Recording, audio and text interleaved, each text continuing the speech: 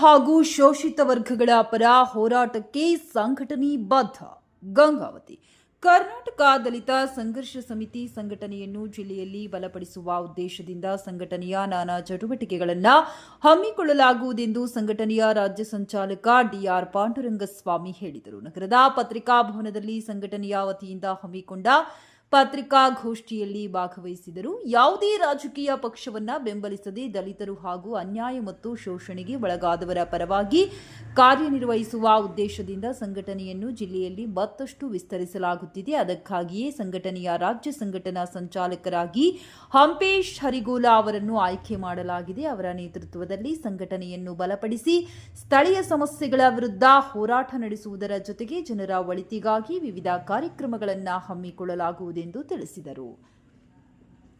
ದಲಿತ ಎಂಬ ಪದವು ಶೋಷಣೆಗೆ ಒಳಗಾದವರನ್ನು ಪ್ರತಿನಿಧಿಸುತ್ತದೆ. ಯಾವುದೇ ವ್ಯಕ್ತಿ ಶೋಷಣೆಗೆ ಒಳಗಾಗಬಾರದು ಎಂಬುದು ಸಂಘಟನೆಯ ಮೂಲ ಆಶಯವಾಗಿದೆ. ಸಮಾಜದಲ್ಲಿ ಸಮಾನತೆ ಮತ್ತು ನ್ಯಾಯ ಸ್ಥಾಪನೆಗಾಗಿ ನಿರಂತರ ಹೋರಾಟ ನಡೆಸಲಾಗುವುದೆಂದು ಹೇಳಿದರು. ಇದೇ ವೇಳೆ ಸಂಘಟನೆಯ ವರ್ಗೀಕರಣದ ವಿರುದ್ಧ ತನ್ನ ನಿಲುವನ್ನು ಪುನರುಚ್ಚರಿಸಿ ಸಮಾಜದ ಎಲ್ಲಾ ಶೋಷಿತ ವರ್ಗಗಳ ಹಕ್ಕುಗಳ ರಕ್ಷಣೆಗಾಗಿ ಕೆಲಸ ಮಾಡುವುದಾಗಿ ತಿಳಿಸಿದರು.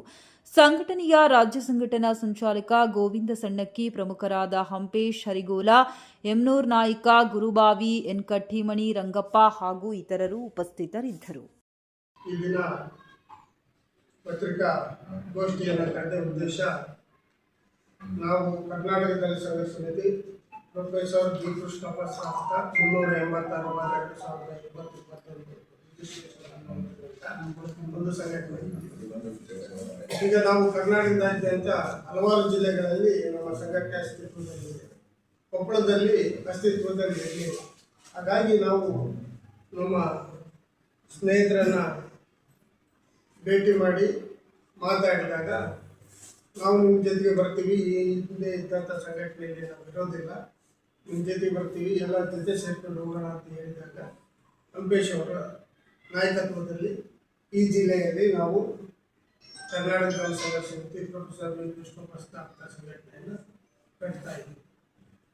ನಮ್ಮ ಸಂಘಟನೆ ನೂರಾರು ಸಂಘಟನೆ ಇದಾವೆ. ಅದರಲ್ಲಿ ಇನ್ನೊಂದು ಏನು ಅನ್ನೋದು ಪ್ರಶ್ನೆ ನಿಮ್ಮಲ್ಲಿ ಇರ್ಬೋದು, ಸಹಜವಾಗಿರುತ್ತೆ. ಈಗಾಗಲೇ ಏನಾಗಿದೆ ಅಂದರೆ, ಸಾಕಷ್ಟು ಸಂಘಟನೆಗಳು ಅವುಗಳ ಅಸ್ತಿತ್ವ ಆಗಿದೆ, ಹೋಗಿದೆ.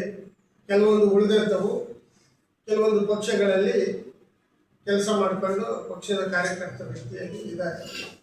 ನಾವು ಯಾವುದೇ ಒಂದು ಪಕ್ಷವನ್ನು ಹಿಂಬಾಲಿಸದೆ ಅವರ ಅನುಯಾಯಿಗಳಾಗದೆ, ನಾವು ಕರ್ನಾಟಕದಲ್ಲಿ ಯಾರು ಶೋಷಿತರಿದ್ದಾರೆ, ಯಾರು ದಮನಿತರಿದ್ದಾರೆ, ಯಾರು ಕಟ್ಟ ಕಡೆಯ ವ್ಯಕ್ತಿ ನ್ಯಾಯ ಸಿಗದೆ ವಂಚಿತರಾಗಿದ್ದಾರೆ ಅಂಥವ್ರ ಪರವಾಗಿ ಧ್ವನಿ ಎತ್ತಬೇಕು ಅಂತ ಹೇಳಿಬಿಟ್ಟು ನಾವು ಏನು 1974ರಲ್ಲಿ ಪ್ರೊಫೆಸರ್ ಬಿ ಕೃಷ್ಣಪ್ಪನವರು ಸಂಘಟನೆಯನ್ನು ಕಟ್ಟಿದ್ರು. ಅವರ ಜೊತೆಯಲ್ಲಿದ್ದಂಥವ್ರು, ಅವರ ತರುವಾಯ ಹಲವಾರು ಜನ ಈ ಸಂಘಟನೆಗಳನ್ನೆಲ್ಲ ಬಿಟ್ಟು ಹೋದರು. ನಾವು ಸಹ ಏನು ನಮ್ಮ ಒಂದು ಆಶಯ ಇದೆ ಅದು ಈಡೇರ್ತಿಲ್ಲ ಅಂತೇಳಿ ಎಲ್ಲ ಸ್ನೇಹಿತರು ಸೇರಿ ಕರ್ನಾಟಕದಲ್ಲಿ ಹೊಸ ಸಂಘಟನೆಯನ್ನು ಪ್ರಾರಂಭಿಸಿದ್ದೇವೆ.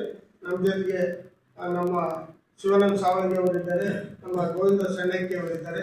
ಅವ್ರ ಜೊತೆಗೆ ಈಗ ಕರ್ನಾಟಕ ನಮ್ಮ ದಲಿತ ಸಂಘರ್ಷ ಸಮಿತಿಯ ರಾಜ್ಯ ಸಂಘಟನಾ ಸಂಚಾಲಕರಾಗಿ ಹಂಪೇಶ್ ಅವ್ರನ್ನ ನಾವು ಈ ಸಂದರ್ಭದಲ್ಲಿ ಆಯ್ಕೆ ಮಾಡ್ಕೊಳ್ತಾ ಇದ್ದೀವಿ. ಅವ್ರಿಗೆ ಈಗಾಗಲೇ ನಾವು ಆಯ್ಕೆ ಪತ್ರವನ್ನು ಕೊಡಬೇಕಾಗಿತ್ತು, ಕಾರಣಾಂತರದಿಂದ ಕೊಡಲಿಕ್ಕಾಗಿರಲಿಲ್ಲ. ಇವತ್ತು ಅವ್ರಿಗೆ ಆಯ್ಕೆ ಪತ್ರವನ್ನು ಕೊಡ್ತೀವಿ. ಅವ್ರನ್ನ ಅಧಿಕೃತವಾಗಿ ರಾಜ್ಯ ಸಂಘಟನಾ ಸಂಚಾಲಕರು ಅಂತ ಈ ಸಂದರ್ಭದಲ್ಲಿ ಘೋಷಣೆ ಮಾಡ್ತಾ ಇದ್ದಾರೆ. ಮತ್ತು ಇಲ್ಲಿರ್ತಕ್ಕಂಥ ಸ್ಥಳೀಯ ಸಮಸ್ಯೆಗಳು ಏನಿದಾವೆ ಆ ಎಲ್ಲ ಸಮಸ್ಯೆಗಳನ್ನು ಅವರ ನಾಯಕತ್ವದಲ್ಲೇ ನಾವು ಹೋರಾಟವನ್ನು ಮಾಡ್ತೀವಿ. ನಮ್ಮ ಸಂಘಟನೆಯ ಒಂದು ಹೆಸರಲ್ಲೇ ಈ ಭಾಗದಲ್ಲಿ ನಾವು ಹೋರಾಟಗಳನ್ನು ಕೈಗೊಳ್ತೀವಿ ಅಂತ ಈ ಸಂದರ್ಭದಲ್ಲಿ ಹೇಳಲಿಕ್ಕೆ ಇಷ್ಟಪಡ್ತೀನಿ. ಅಲ್ಲ ಸರ್, ಪ್ರೊಫೆಸರ್ ಬಿ ಕೃಷ್ಣಪ್ಪ ಅವರಾಗಲಿ ಡಿಜಿ ನಾಯಕತ್ವವನ್ನು ಬದಲಾವಣೆ ಮಾಡಬೇಕು ಅಂತೇಳಿ 3 ಅವಧಿಯಲ್ಲಿ 3 ಅವಧಿ ಅಂದರೆ 9 ವರ್ಷದ ಅವಧಿಯಲ್ಲಿ ಚರ್ಚೆಗಳು ನಡೆದು ಅವರು ನಾಯಕತ್ವ ಬಿಟ್ಟುಕೊಡ್ಲಿಕ್ಕೆ ತಯಾರಿರಲಿಲ್ಲ. ಪ್ರೊಫೆಸರ್ ಕೃಷ್ಣಪ್ಪನವ್ರ ನಾಯಕತ್ವದಲ್ಲಿ ಚಿತ್ರದುರ್ಗದಲ್ಲಿ MJN ಆ ಸಂದರ್ಭದಲ್ಲಿ ನಾಯಕರಾಗಿ ಆಯ್ಕೆ ಮಾಡಿದಾಗ DG ಸಾಗರ್ ಅವರು ವಾಪಸ್. ಅದರ ತರುವಾಯ 2 ಅವಧಿಗೆ MJN ಅವರು ರಾಜ್ಯ ಸಂಚಾಲಕರಾಗಿದ್ದರು.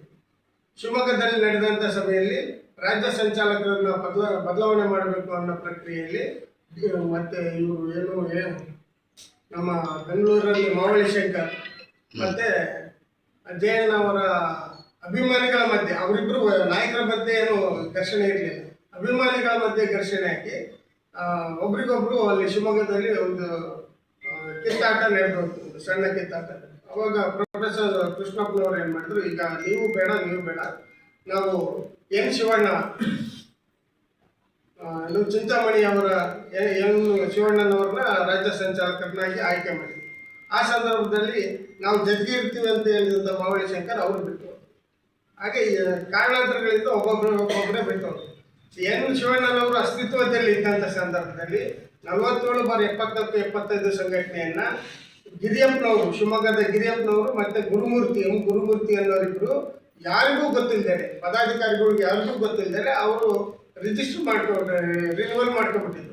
ರಿನ್ಯೂವಲ್ ಮಾಡ್ಕೊಂಡ ಕಾರಣ ನಾವೆಲ್ಲರೂ ಅದ್ರ ಬಗ್ಗೆ ಚರ್ಚೆ ಮಾಡಿ, ಇಲ್ಲ ನೀವು ಮಾಡಿದ ತಪ್ಪು ಅಂತ ಹಳೆಯ ನಾಯಕರುಗಳು ಏನಿದ್ರು ಎಲ್ಲರೂ ಆ ಬಗ್ಗೆ ಅವಿಶ್ವಾಸವನ್ನು ಬಿ ಕೃಷ್ಣಪ್ಪನವರು ದಲಿತ ಅನ್ನೋ ಪದನ ತಂದಿದ್ದು ಒಲೆಮಾದಿಗರಿಗೆ, ಗೋವಿಲಮ್ಮನಿಗಳಿಗೆ ಅಲ್ಲ.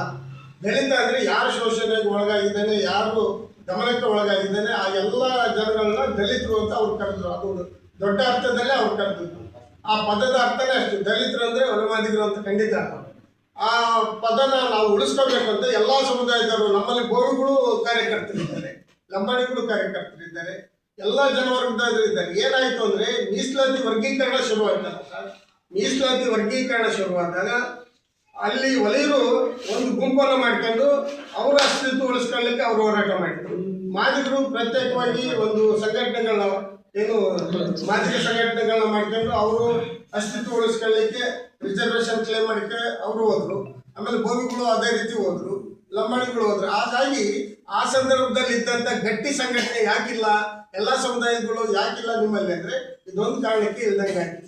ನಾವು ವರ್ಗೀಕರಣದ ಪರವಾಗಿದ್ವಿ ನಿಜ, ಆದರೆ ಎಲ್ಲೂ ಸಹ ನಾವು ದಲಿತ ಸಂಘರ್ಷ ಸಮಿತಿನ ತಗೊಂಡೋಗಿ ವರ್ಗೀಕರಣದ ಪರವಾಗಿ ಮಾಡಬೇಕು ಅಂತ ಏನು ಪ್ರೊಫೆಸರ್ ಕೃಷ್ಣಪ್ಪನವರು ಬೆಂಗಳೂರಲ್ಲಿ ಎಲ್ಲ ಸಮುದಾಯಗಳನ್ನ ಸೇರಿಸಿ ಒಂದ್ಸರಿ ಹೋರಾಟ ಮಾಡಿದ್ರು. ಪ್ರತಿಫಲವಾಗಿ ಒಂದು ಮೀಸಲಾತಿ ವರ್ಗೀಕರಣ ಆಗಲೇಬೇಕು ಕರ್ನಾಟಕದಲ್ಲೂ ಅಂತ ಹೇಳ್ಬಿಟ್ಟು ಒಂದು ಇವರು ನ್ಯಾಯಮೂರ್ತಿಗಳ ನಮ್ಮ ಎನ್ ವೈ ಗೋಪಾಲ ಕೃಷ್ಣ ಅವರ ಅಣ್ಣವರು ಎನ್ ವೈ ಹನುಮಂತಪ್ಪರು ಅವರ ನಾಯಕತ್ವದಲ್ಲೇ ಮಾಡಿದರು. ಆದರೆ ಅವರು ಚುನಾವಣೆಗೆ ನಿಲ್ಲಬೇಕು ಬಳ್ಳಾರಿ, ನಾನು ಇದನ್ನು ನಡೆಸ್ಕೊಂಡು ಹೋಗೋಕ್ಕಾಗಲ್ಲ ಅಂದಾಗ ಆಮೇಲೆ ಬೇರೆಯವರು ಅದನ್ನು ಜವಾಬ್ದಾರಿ ತಗೊಂಡು ಆ ವರ್ಗೀಕರಣದ ಸಮೀಕ್ಷೆಯನ್ನು ಕೊಟ್ಟರು. ಆ ಸಮೀಕ್ಷೆಯನ್ನು ಇವರು ಒಪ್ಪದೆ ಮತ್ತೆ ನಾಗಮೋಹನ್ ದಾಸ್ ಅವರಿಗೆ ಕೊಟ್ಟರು. ಎಲ್ಲ ಸಮೀಕ್ಷೆ ಒಳಗೂ ಮಾದಿಗರೇ ಹೆಚ್ಚಿದ್ದಾರೆ ಅನ್ನೋ ಕಾರಣಕ್ಕಾಗಿ ಇಲ್ಲಿರ್ತಕ್ಕಂಥವ್ರು ಇದು ಸುಳ್ಳು ಅಂತ ಹೇಳ್ಬಿಟ್ಟು ಬೇರೆ ಬೇರೆ ಹೋದಂಥ ನಿದರ್ಶನ ನಾವು ನೋಡ್ತೇವೆ. ನಾವು ಪ್ರೊಫೆಸರ್ ಕೃಷ್ಣಪ್ಪನವ್ರು ಏನು ಹೇಳಿದ್ರು, ವಿಶಾಲ ಅರ್ಥದಲ್ಲಿ ಎಲ್ಲರನ್ನೂ ಸೇರಿಸ್ಕೊಂಡು ಮಾಡಬೇಕು ಸಂಘಟನೆ ಅನ್ನೋದು ನಮ್ಮ ಉದ್ದೇಶ ಇದೆ. ಬಹುತೇಕ ಹೆಚ್ಚಿನ ಜನಗಳು ಮಾದಿಗರೇ ಇರ್ತಾರೆ, ಕೆಲವು ಕಡೆ ವಲಯರೇ ಇರ್ತಾರೆ. ಅದೇನು ಮಾಡೋಕ್ಕಾಗಲ್ಲ, ಅಲ್ಲಿ ಸ್ಥಳೀಯ ಜನಸಂಖ್ಯೆ ಆಧಾರದ ಮೇಲೆ ಅದಾಗಿರುತ್ತೆ. ಚಿತ್ರದುರ್ಗದಲ್ಲಿ ನಮ್ಮಲ್ಲೂ ಗಣಿ ಇದೆ, ನಮ್ಮಲ್ಲೂ ಜಾನ್ ಮೈನ್ಸ್ ಎಲ್ಲ ಇದೆ. ಅಲ್ಲಿ ಬಾಧಿತವಾಗಿ ಇರ್ತಕ್ಕಂಥ ಜನಗಳ ಪರವಾಗಿ ನಾವು ಅದನ್ನು ಮಾಡ್ತೀವಿ. ಆಮೇಲೆ ಯಾವುದೇ ಸಮುದಾಯದವರಾಗಲಿ ತಮ್ಮ ಜಮೀನುಗಳನ್ನು ಕಳ್ಕೊಂಡು, ಅಂದರೆ ಅವರು ವಾರಸುದಾರರೇ ಬೇರೆ ಇರ್ತಾರೆ, ಅನುಭವದಾರರೇ ಬೇರೆ ಇರ್ತಾರೆ ಅಂತ ಪರವಾಗಿ ನಾವು ಇಂಥದ್ದೇ ಜಾತಿ ಅಂತ ಎಲ್ಲ ಜಾತಿ ಜನವರ್ಗದ ಪರವಾಗಿ ನಾವು ಹೋರಾಟ ಮಾಡ್ತೀವಿ. ಎಲ್ಲ ಜಾತಿ ಜನವರ್ಗದವರು ನಮ್ಮ ಜೊತೆಗಿದ್ದಾರೆ. ಈಗ ಶಿವಮೊಗ್ಗದಲ್ಲಿ ಉದಾಹರಣೆ ತಗೊಂಡ್ರೆ ಈ ನಮ್ಮ ಸಂಘಟನೆಯ ನೇತೃತ್ವ ವಹಿಸ್ಕೊಂಡಿರೋದೆಲ್ಲ ಇಡೀಗಳು ಲಂಬಾಣಿಗಳು, ಅಲ್ಲಿ ಲಂಬಾಣಿಗಳು, ಈಡಿಗರು ಮತ್ತು ಮಡಿವಾಳರು ಹೆಚ್ಚಿನ ಸಂಖ್ಯೆ ಇರೋದ್ರಿಂದ ಅವರೇ ಅದರ ನಾಯಕತ್ವ ವಹಿಸ್ಕೊಂಡಿದ್ದಾರೆ. ಬೆಂಗಳೂರಲ್ಲಿ ನಮ್ಮ ಜೊತೆಗೆ ಬ್ರಾಹ್ಮಣ ಸಮುದಾಯದ ನವೇಶ್ರೀ ಅಂತ ಒಬ್ಬರು ನಾಯಕರು ಇದೆ. ಅದ್ರ ಜೊತೆ ಬೇರೆ ಬೇರೆ ಐನರು ನಮ್ಮಲ್ಲಿ ಸ್ವಾಮಿ ಒಬ್ಬರು ಐನರು ನಿಮ್ಮ ಭಾಗದಲ್ಲಿ ಇರ್ಬೋದು. ಈ ಕೊಪ್ಪಳ ಕಂಟಿನ್ಯೂ ಒಂದು 4-5 ವರ್ಷ ರಿನ್ಯೂವಲ್ ಮಾಡ್ಕೊಂಡ್ಬಂದಿದ್ವಿ. ನಾವು ಅವಾಗೆಲ್ಲ BSP ಒಳಗಿದ್ವಿ, BSP ಒಳಗೆ ಕೆಲಸ ಮಾಡ್ತಾ ಇದ್ವಿ. BSP ಮತ್ತು DSS ಒಂದೇ ಆಗಿದ್ದರಿಂದ ನಾವು ಆ ಕಡೆ ಇದ್ವಿ. ಶಿವಣ್ಣ ಅವರು ವೈಯಕ್ತಿಕ ಕಾರಣದಿಂದ ಒಂದು 2 ವರ್ಷ ಬರ್ಲಿಕ್ಕಾಗಿರಲಿಲ್ಲ, ಅವ್ರ ಅನಾರೋಗ್ಯ ಕಾರಣ. ಈ ಸಂದರ್ಭನ ಬಳಸ್ಕೊಂಡು ಅವ್ರು ರಿನ್ಯೂವಲ್ ಮಾಡ್ಕೊಂಡಿದ್ದರಿಂದ ಕೋರ್ಟ್ ಅವರಿಗೆ ಪರ್ಮಿಷನ್ ಕೊಟ್ಬಿಟ್ಟು ಇದು ಸಂಘಟನೆ ನಿಮ್ಮದೇ. ಸರಿ, ಆ ಸಂದರ್ಭದಲ್ಲಿ ಮತ್ತು ನಾವು ನಮ್ಮ ಅಸ್ತಿತ್ವ ಬೇಕಲ್ಲ, ನಾವು ಸಂಘಟನೆ ಮಾಡಿ ನಾವು ಜನಗಳ ಹತ್ರ ಹೋಗ್ಬೇಕಲ್ಲ. ಹಾಗಾಗಿ ನಾವು ಪ್ರತ್ಯೇಕವಾದ ಸಂಘಟನೆಗಳ ಕಟ್ಕೊಂಡ್ವಿ. ನಮ್ಮ ಜೊತೆಯಲ್ಲಿ ಇದ್ದಂತರು ಕೆಲವರು ಅವರು ಪ್ರತ್ಯೇಕವಾಗಿ ಆಯಾ ಜಿಲ್ಲೆಗಳಿಗೆ ಸಿಬ್ಬಂದವಾಗಿ ಕಟ್ಕೊಂಡಿದ್ದಾರೆ. ನಾವು ಒಂದು ಸಂಘಟನೆಯನ್ನು ಕಟ್ಕೊಂಡು ಇಡೀ ರಾಜ್ಯದಾದ್ಯಂತ ನಮ್ಮ ಅಸ್ತಿತ್ವವನ್ನು ಎಲ್ಲ ಸ್ನೇಹಿತರ ಜೊತೆಗೆ ಉಳಿಸ್ಕೊಂಡು ನಮ್ಮ ಪಾಂಡುರಂಗ ಸ್ವಾಮಿ ಮತ್ತೆಲ್ಲ ಜಿಲ್ಲೆಯಲ್ಲಿ ಇರ್ತಕ್ಕಂಥ ಸಣ್ಣ ಗೋವಿಂದವರು ಮತ್ತು ಸಾವಳಿಗೆ ಅವರು ಮತ್ತೆಲ್ಲ ನಮ್ಮ ಈ ಮಹಿಳಾ ಸಂಘದವರು ಇವರೆಲ್ಲರೂ ಒಳ್ಳೆ ಸಮಾಜ ಸೇವೆ ಮಾಡಲು ಮುನ್ನುಗ್ಗಿದ್ದಾರೆ. ಇವರು ಕೆಲವೊಂದು ಪಕ್ಷಗಳ ಹಿಂಬಾಲಕರಾಗ್ಬಿಟ್ರು ನಮ್ಮ ಸಂಘಟನೆ ಆಗೋಸ್ಕರ ಅದು ನೊಂದ್ಕೊಂಡೇ ಕೇಳಿ ಬಂದಿದೆ ಅಂತ ನಮಗೆ ಇಚ್ಛೆ ಪಡ್ತೀವಿ. ಈಗ ರಾಜ್ಯಾದ್ಯಂತ ಹಳೆ ನಾಯಕರು ಇವ್ರ ನೇತೃತ್ವದಲ್ಲಿ ಯಾವುದೇ ಪಕ್ಷಗಳಿಗೆ ಬೆಂಬಲ ಪಡಿಸದೆ ತಮ್ಮ ವ್ಯಕ್ತಿತ್ವವಾಗಿ ಏನಪ್ಪ ಅಂದ್ರೆ ಸಂಘಟನೆ ಬೆಳೆಸುತ್ತಾ ಮತ್ತು ಎಲ್ಲ ಸಾಮಾಜಿಕ ಏನಪ್ಪ ಅನ್ಯಾಯಗಳ ವಿರುದ್ಧ ಹೋರಾಟ ಮಾಡೋದು ನಮ್ಮ ರಾಜ್ಯ ಸಂಚಾಲಕರ ಒಂದು ನಮ್ಮ ಸ್ವ ಇಚ್ಛೆಯಿಂದ ಮತ್ತು ನಮ್ಮ ಸಂಘಟನೆ ಎಲ್ಲ ಕೊಪ್ಪಳ ಜಿಲ್ಲೆ ಈ ಭಾಗದಲ್ಲಿರ್ತಕ್ಕಂಥ ಕಲ್ಯಾಣ ಕರ್ನಾಟಕ ಭಾಗದಲ್ಲಿರ್ತಕ್ಕಂಥ ಎಲ್ಲ ನಮ್ಮ ಕಾರ್ಯಕರ್ತರ ಜೊತೆಯಲ್ಲಿ ನಾವು ಸೇರ್ಪಡೆ ಆಗ್ತಿದ್ದೇವೆ.